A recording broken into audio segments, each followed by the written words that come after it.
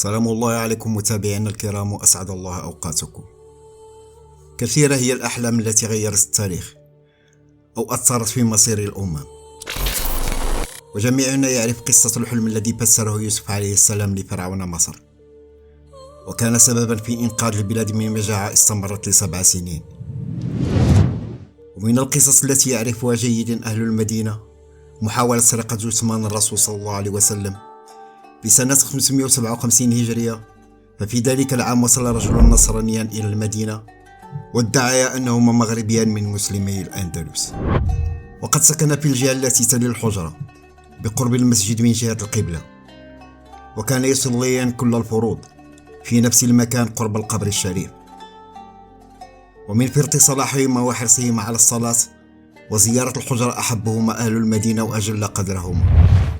أما الحقيقة فهي أنهما كانا نصرانيين حاقدين أرادا سرقة الجثمان الطاهر ونقله إلى الفاتيكان، وكان بين الصلوات يحفران سردابا يمتد من الرباط الذي يسكنان فيه إلى الحجرة الطاهرة، وقد استمر على هذا زمنا طويلا بلا كلل أو ملل، ولم يشك فيهما أحد. وبلغ بهما الحرص أنهما كانا يحملان التراب في أكياس صغيرة يربطانها تحت ملابسهما ويرميانها ليلا في بئر قريب. وحين اقترب من الجثمان الطاهر حلم السلطان نور الدين محمد زنكي برسول الله صلى الله عليه وسلم وهو يقول له: يا نور، أنقذني من هذين الأشقرين. واستيقظ منزعجا لا يدري ماذا يفعل. وحين تكرر هذا الحلم للمرة الثالثة نادى وزيره جمال الدين الموصلي، وكان متدينا وورعا وقص عليه ما رأى. فقال الوزير: هذا أمر وقع بالمدينة المنورة، فاخرج بنفسك واكتم ما رأيت.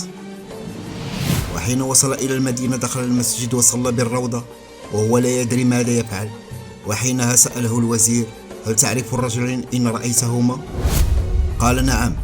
فأعلن الوزير أن السلطان وصل للمدينة وأنه سيوزع صدقات على الأهالي. وخلال توزيع الصدقات وقف نور الدين يتأمل الناس فلم يرى من شاهدهما في المنام. وبعد انتهاء الناس سألهم: هل يبقى أحدا لم يأخذ صدقته؟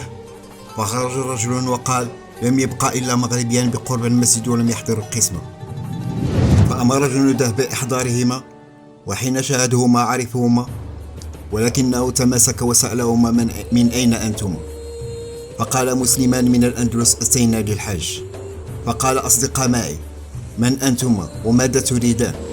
فأصر على قولهما، حبسهما وذهب مع جنوده إلى مسكنهما، وهناك وجد مالا كثيرا وكتبا باللاتينية، ولكنه لم يجد شيئا غريبا وكاد يهم بالخروج، إلى أن الله ألهمه برفع قفصة وجدها على الأرض، فوجد تحتها لوحا من الخشب فرفعه ووجد سردابا عميقا وهو لا يعرف نيتهما إلى الآن. ودخل بعض الجنود السرداب ووجدوا أنه يتجه إلى الحجرة الشريفة وأنه قد اخترق جدار المسجد وكاد يصل إلى جثمان الرسول صلى الله عليه وسلم. وحين علم أهل المدينة بذلك هجم على الرجلين وأوسعهما ضربا حتى أشرف على الموت. وبأمر من السلطان نور الدين قطع عنقيهما عند الشباك الشرقي للحجرة، ثم أعطاهما للناس فأحرقهما خارج حدود الحرم.